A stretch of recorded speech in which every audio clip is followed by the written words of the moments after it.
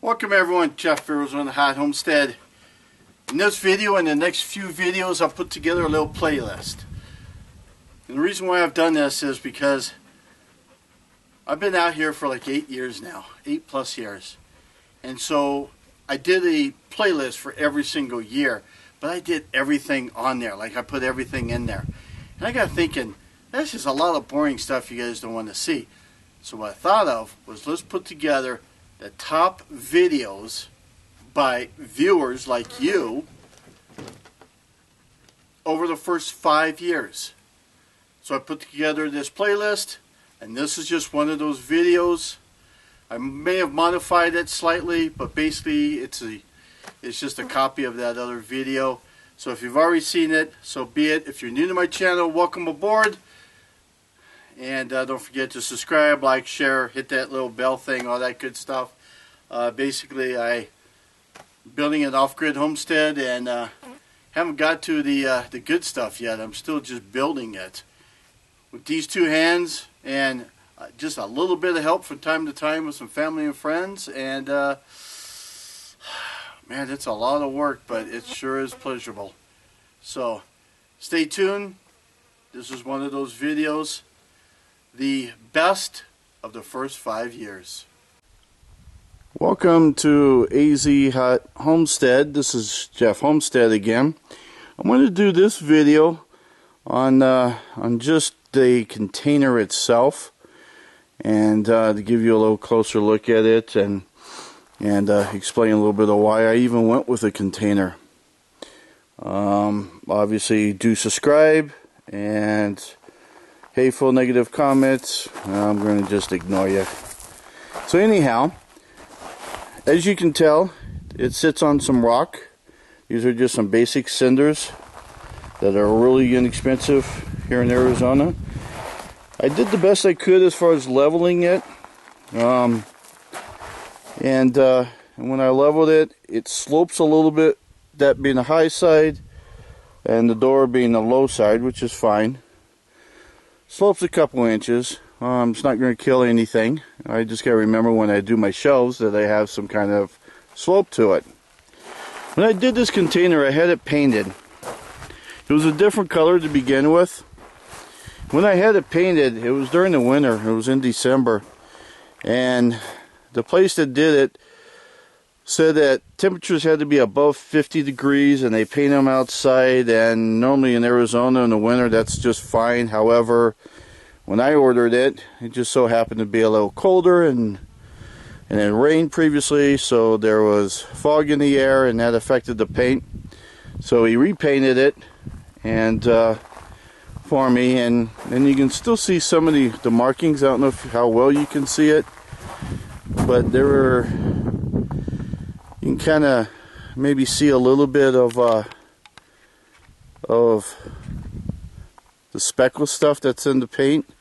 Well, that's just because it didn't adhere very well because of the moisture in the air and the humidity and all that when he was painting it, which is fine. I just wanted some kind of color other than the bright orange. I did have this guy here put on.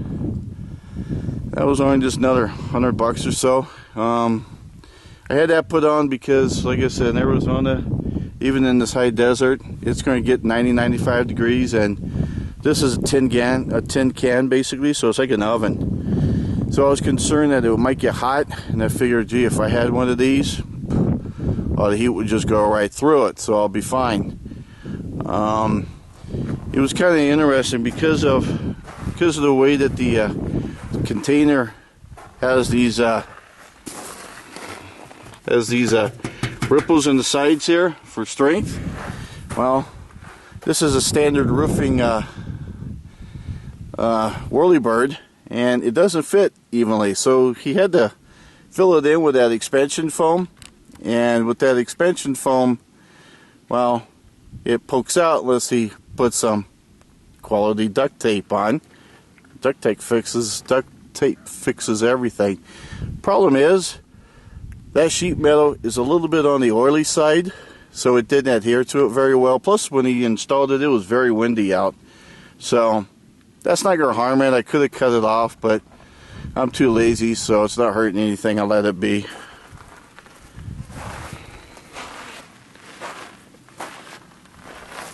What I'm going to do eventually, you can see these cinder blocks here. I'm going to put cinder blocks all along the side here, and also one over there in that corner. And I'm going to have posts. They're not going to be lined up all the way across. They're going to be basically as a post foundation. And I'm going to put a roof over this thing. So even though I've got this, I'm still going to have a roof. That roof is mainly going to be for a rain catch, and also provide extra shade on this container, making it last just a little bit longer and cooler inside and all that stuff. So, and in Arizona, we get no rain, so I need capture as much rain as I can when we do get it for water. I'm also drilling for water is just not an option here. It's just too far and too costly. Now on these doors here, I could have had a regular door put in, windows and all that, but I didn't want to spend the money. So this is just your standard shipping container. Some people will use these locks kind of like this. Well, bolt cutters easily go through those. And as I showed on all my other videos, this guy right here, this lock, that's a pretty heavy duty lock. And when this thing is closed,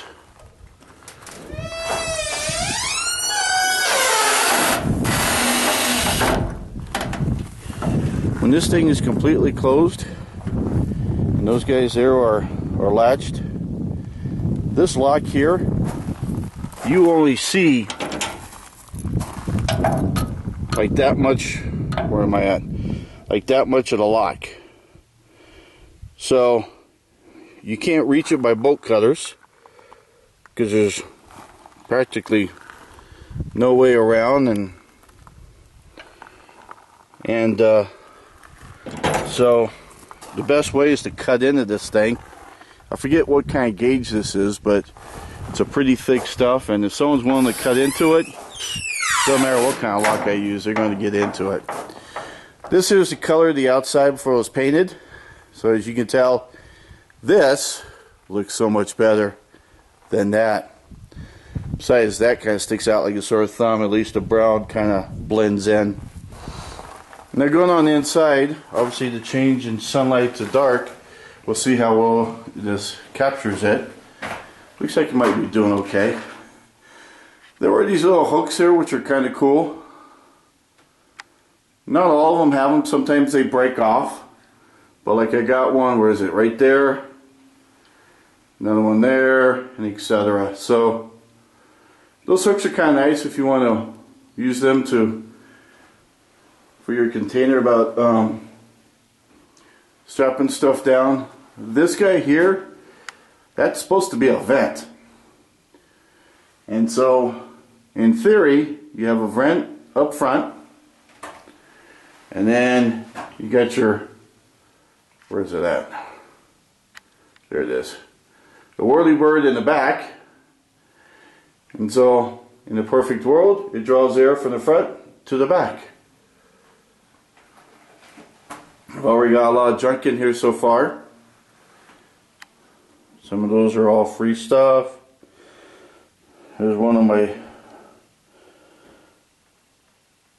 poop dust holders. Check this out. Pool pump, free. I didn't get the little sand filter to go with it, but this pump, I would have to run it with a generator because it's a 115 to 230 AC. But run it with a generator, and I can throw chlorine tablets through there, and I can filter my water, and this thing will pump quite a bit. It's 1.5 horsepower, so it will pump a lot of water in a short period of time. And I'm thinking this, I'm thinking water goes in here, and I got maybe a couple other large containers later on. Well, if I want to pump water from point A to point B, that will do it. Even if I want to cycle water from the same storage, I could do that, and that way I can chlorinate it, I can filter it, and make sure I got good clean water as often as I can. So, totes, these totes here, they had biodegradable glue in there, so they'll be safe, and some free